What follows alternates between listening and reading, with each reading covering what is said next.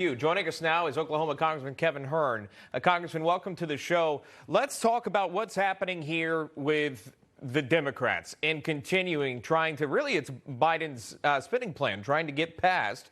They have trimmed this thing down to $1.75 trillion. At last check, it was 3.5. A lot of things have been gutted out. Progressive's still not happy. He's in Europe. Now Pelosi's postponing the infrastructure vote. What is happening with the Democrats? Well, it's really pretty insane. What we're seeing right now is the people who used to be on the fringe like 2 cycles ago, like Bernie Sanders and Alexandria Ocasio-Cortez, and the 3 of them are now in complete control of Congress on both ends of the Capitol. And we saw that yesterday while we sat around all day. And President Biden, came over there for the second time to try to be the closer in chief. That's how he touted himself, that he's the closer. I would guess we'd add that to his crisis now. He has a closer crisis because every time he comes to the Capitol, he loses more and more Democrats. They don't believe him. He left there with Pelosi promising to get a vote on infrastructure before he landed at 2 a.m. this morning in Glasgow. It did not happen. We ended up just refunding the surplus authorization bill, and everybody went home. And House Speaker Nancy Pelosi postponing a vote on infrastructure, obviously, as you've heard there. Progressives say they're not going to pass it, which we've already known this. This wasn't really news. They still want reconciliation done. Here's Congresswoman Cori Bush. To confirm, then, you are a no if Nancy Pelosi were to bring up this infrastructure vote in the next day or so, next couple of days? If it's by itself, if it's a standalone, absolutely. I'm 100% a no. The president delayed. With that being said, the president delayed his trip to going over to Europe and in Glasgow, that area, because of this plan. He is trying to get Build Back Better done. Let's jump to this conclusion. Is, in your opinion, the president's Build Back Better agenda dead?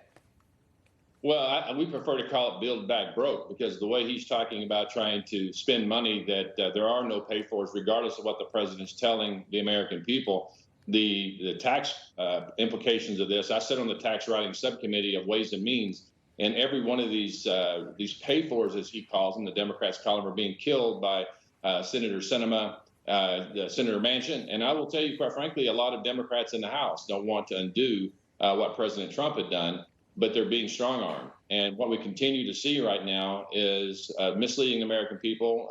Some would argue lying to the American people, that we have an infrastructure bill out there that could be passed in a bipartisan way, or could have been a month ago or 2 months ago when it was pushed from the Senate. And we could have put literally tens of thousands, if not hundreds of thousands of Americans to work in great-paying jobs. But again, what we're seeing is a constitutional crisis now, where this president wants to continue to kill American jobs. He wants to continue to mislead the American people. We're having border crisis issues, as you just talked about in your previous segment. All of these issues could be undone very quickly by just reverting to President Trump's policies just a few months ago. Let's talk about that. There's a report that a caravan with thousands of folks headed towards our U.S. southern border now. And at last check, a headline from the Wall Street Journal saying U.S. in talks to pay hundreds of millions to families separated at the border. So according to the report, the Biden administration is considering paying $450,000 per person for those families that were separated at the southern border. And many congressional members on Twitter taking it there, saying that even Gold Star families don't even receive that in insurance amount. Those victims of 9/11 don't even receive that amount. But yet, if you came here, albeit right at the beginning illegally, in a settlement, you would get $450,000 per person. Your thoughts on that, and how the taxpayers may feel about that? Well, Sean, I've been to the border more times than President Biden or Vice President Harris have combined. And you have to go see a problem to be able to fix a problem. If that weren't so, then why is he going to Europe for this so-called energy summit?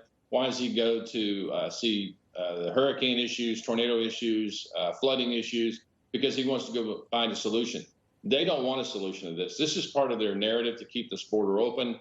We're seeing more migrants, illegal immigrants, come across our southern border than we've seen in our entire life. It'll be somewhere around 1.5 to 1.6 million just since he's been president by the end of this year. When you continue to incentivize people coming here by saying that we're not going to do anything turn you loose in America or fly the children all over the United States after dark so nobody sees them. I put a letter out demanding to know what the costs were, not only to the migrants coming across the southern border, but also all the Afghan refugees that are coming into this country unvetted that had no participation in helping our soldiers on the ground for 20 years. This president and his administration are allowing the most egregious activities to challenge our sovereignty than we've ever seen in probably since we became a nation. We'll leave it right there. We continue to monitor any progress at the border, though none is made. The numbers continue to go up, according to the CBP. The agenda is still not done, and the president's in Europe meeting with the Pope and other world leaders. What are they doing? We'll continue that discussion. Congressman Kevin Hern, thank you so much.